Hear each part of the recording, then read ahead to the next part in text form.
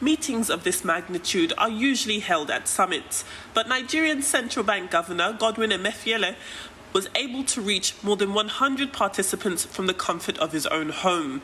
Unconventional measures for unconventional times. The COVID-19 pandemic has revealed Nigeria's worst-kept secret. It imports too much while producing too little. As big as Nigeria is, we can no longer continue a regime where, as a result of COVID, countries where we used to import pharmaceuticals or healthcare materials from decide that their healthcare raw materials and products can no longer be exported from their country to Nigeria. And as a result of that, we remain totally helpless. That's why the meeting began with representatives from the healthcare, pharmaceutical and manufacturing sectors in Nigeria, offering an opportunity to hear problems and offer solutions. The Central Bank of Nigeria, supported by the Ministry of Industry, Trade and Investment, have rolled out stimulus packages, including a 1 trillion naira scheme for manufacturers with single-digit interest rates on repayment. The money is for the import of capital items, land acquirement and backward integration. But manufacturers say more needs to be done to level the playing field so they can compete effectively. We have a situation where importers, even as we speak, are clamoring for a 0% on duty. In one phase, CBN is giving money to manufacturers to expand capacities and to add new lines to their businesses. And manufacturers are ready to do that. But in another breath, people are clamoring and are advocating for zero duty, but that leaves manufacturers at complete disadvantage to compete. As it were, with a 20% duty on imported pharmaceutical products, manufacturers are not in a position to compete effectively. In response, Emefiele says plans are already in place to prioritize Nigerian manufacturers.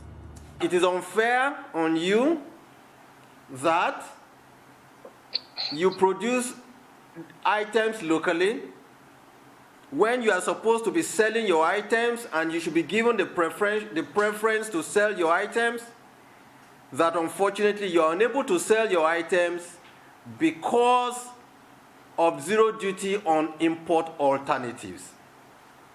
So what is my suggestion? My suggestion will be that you do a letter to the Ministry of Industries, Trade and Investments, and let me have a copy of the letter, and copy it also to Minister of Finance. We should be able to talk and follow through on your behalf to the fiscal, to the ministries to say, listen, these items are currently being produced in Nigeria. Why are you according zero duty for the importation of these items into Nigeria? Because it makes the locally made alternatives uncompetitive in pricing. We will push that and we will achieve that, I can assure you.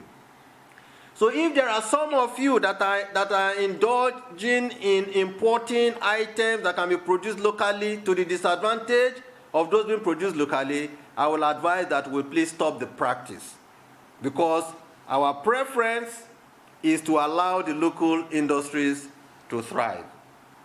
And that's where the second meeting with banking and business leaders came in. Africa's richest man, Aliko Dangote, says it's time for Nigeria to put action behind her word. Well, since 1978, we've been talking about the diversification of the economy, which I believe we have not actually been very serious about, because people always believe that there is a lot of foreign exchange that, that's available. So they don't really need to go and produce anything locally. Bankers have offered access to loans, but there are conditions. We also don't want to finance transactions where you are just going to increase the import bill of the country. Please don't put us in a difficult position. Don't bring us projects to refine. Truly, anything that we can do, we will do our best. Despite the assurances, there are concerns. Among them, the possibility of cheap loans creating a delicate bubble of debt. Also, a shortage of foreign exchange could be dire. After the meeting was over, I asked the governor whether fears of dollar scarcity are justified. The dollars that we used to have in ample quantity will no longer come as long as we rely on crude, that they will no longer come in the size and quantum they used to come. What does that also mean? That we need to prioritize and make sure that the dollar that is available is used to import or service obligations. What does that also mean? That we must make sure that we produce those items that can be produced in Nigeria and consume what we produce in Nigeria. On the topic of patience, the next question was naturally how long it would take for these investments to materialize into results. With tenacity of purpose, with determination, it can be achieved in a short period. And I have no doubt in my mind this can be achieved in 3 years. What continues to agitate people's mind is after 3-4 years, when they've done this investment, when they are back into this business, how do we ensure that this is cemented? And that will now be the focus of the monetary and fiscal authorities to see to how this is cemented for the good of this country, so that the recurring incidents of reversal of policy will not happen again in Nigeria. And I can assure you that will be the next step that government will take. So, directly to your question, it will be in a short period that this can be achieved. I cannot say tomorrow, but I can tell you in 3 years, in 2 years, we will begin to see the fruit of what we're sowing today. Well, the optimism is strong. A self-sufficient Nigeria has been a dream for many for decades. And the governor of Nigeria's central bank says, with our future in our own hands, there isn't much further to go. Adefemi Akinsanya, Arise News, Lagos.